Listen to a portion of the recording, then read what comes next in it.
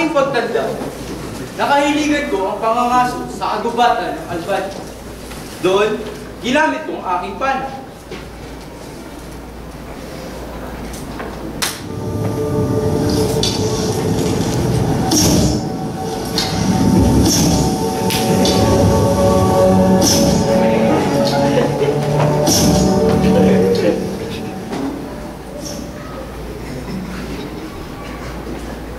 Pinadala ako sa Atenas upang mag-aral.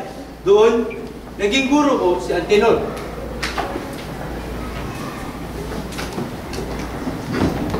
Pwede. Pwede. Ang galing itong bata. Frante! Antenor? Ako daw po yung pinapatawag? Oo. Ligala. Ang husay mo, Frante! Kung natutuwa kayong ama sa iyong kausayan. Talaga po? Saan asignatura po ba akong bumalik? Sa filosofiya, natin yung grade mo. Yan na. Sa matematika.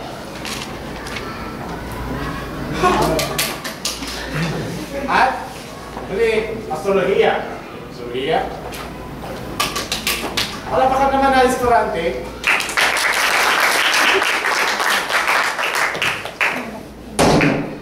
Bayad ka, Frante.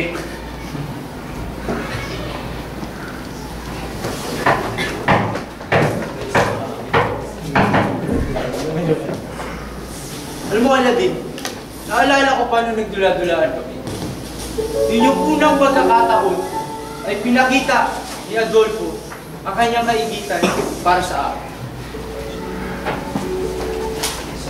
Pangyarihan? Para sa kaharian? Kailangan ko to. Gusto ko maging hari. Sarili mong kapatid, kaya kong patayin. Saan na kaya kapatid ko?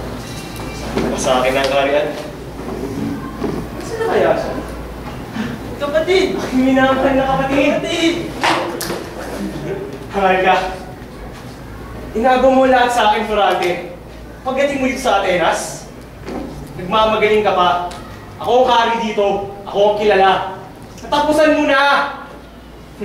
Ferrante, doon na ang katapusan mo! Wag! Wag! Adolfo, wag! Huwag mo uminando! Ferrante! Ayos ka lang! Carlos! Sugan! Sabi! Ayos mo naman po, wag! Iwan mo ako! At ano ba? Napakabalasubas na ginawa mo! Buti mo pati yung Ferrante! Mayas nila mo! Lumayas ka! Layas! Pag mo katapusan, Ferrante! Dali mo ba ako? Lumayas ka! Haye! Ay ka!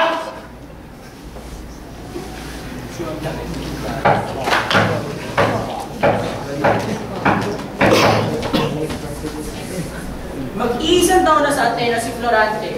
Isang araw, nakatanggap siya ng sulat. Ferrante! Antenor, ako daw po yung pinatawag muli. Oo. Sulat galing sa iyong ama. Galing sa aking ama? Oo.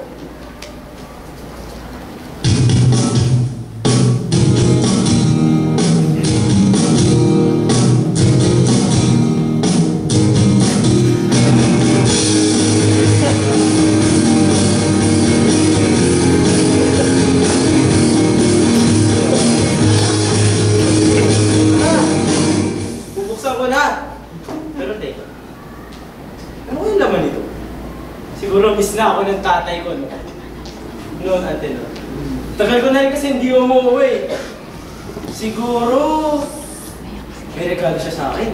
Kasi nung birthday ko, wala ako doon. Wait lang, wait lang. Sige lang. Ito na, bubuksan ko na. Florante, aking minamahal na anak, lubos kong ikinalulungkot ibalita ang pagtiyao ng iyong ina. Nagmamahal ang iyong ama, Duque Briseo.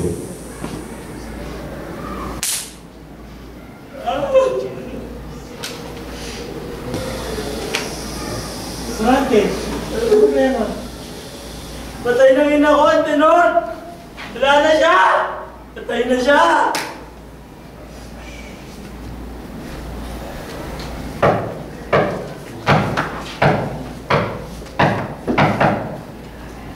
Makalipas 2 buwan, pinababalik na sa Albania ng kanyang ama, si Florante. Ang may walang mensahe! Florante!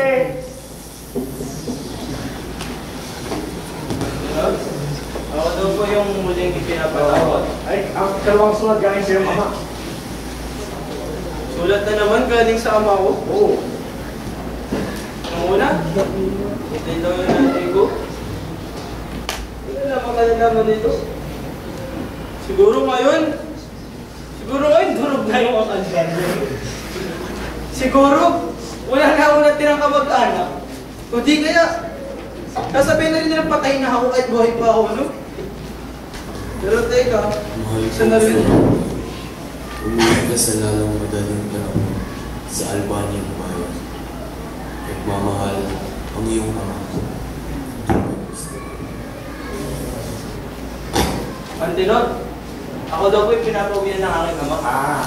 Bago ka umuwi, meron ko mga payo para sa iyo. Maingat ka, lalo na sa biganti ni Adolfo. Sige? Opo. Sige. Salamat, Antinor. Tulutin ko lang po itong mga kalat natin, ha. Sino po ba janitor ng school natin? Sige po, paalam po. Teka! Fernando, kasama mo si Florante. Pabalik sa pabalik niyo sa Albania. Sige po, sige po. Salamat muli, Antinor. Let's go.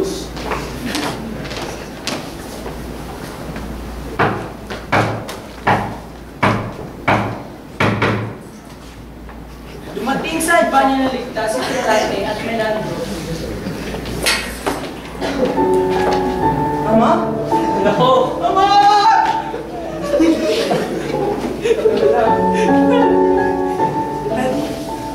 Sino ulit? Si Menandro po. Ang matali ko kaibigan. So, kumusta ka naman, Dad? Pumasok. Sa tao ba dyan, Dad?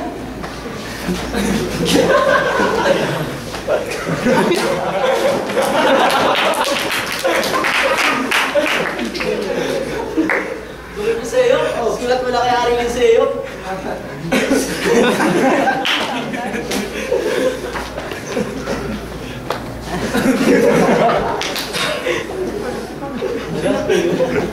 Bawal. Distinct. Wala. Kaya natin sa yung tulong natin. Balak sa huwag ng mga kaghatian.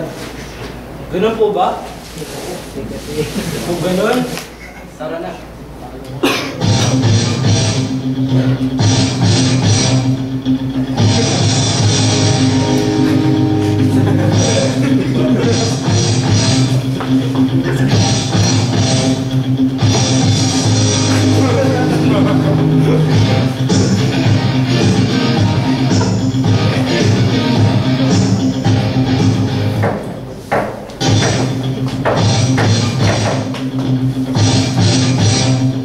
Dumating ang hukbo nila Duque Briseño sa kaharian.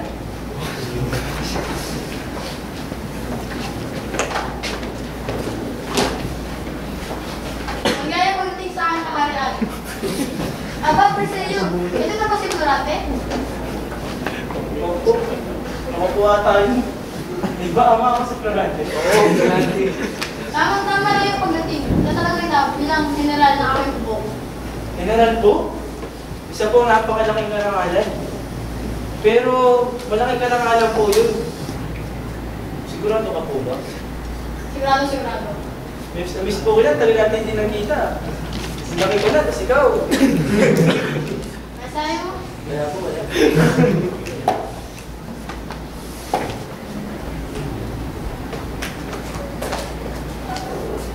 At sa puntong iyon, nakita ko na sa unang pagkakataon, ang pinakamamahal ko sa aking buhay, si Laura. Laura! Ama! Pasyal mo naman si Florante sa aking party. Para makita mo, para makita mo na lang ang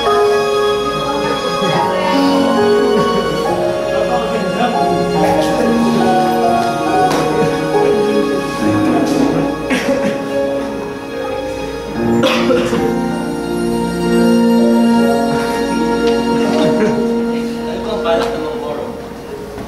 Di ko alam. Ngunit ito ang aking plano para mabalikan nila ang performance. Sa kabilang banda naman, ay masayang naglalakad si Florante at Laura sa hardin na puno ng bulaklad na merian. Matapos ang ilang linggo, naglakas loob si Florante na sabihin kay Laura ang kanyang tunay na nararamdaman. Mukha na.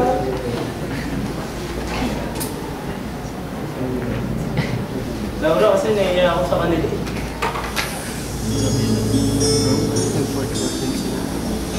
Kasi, hindi mo lang kung bakit.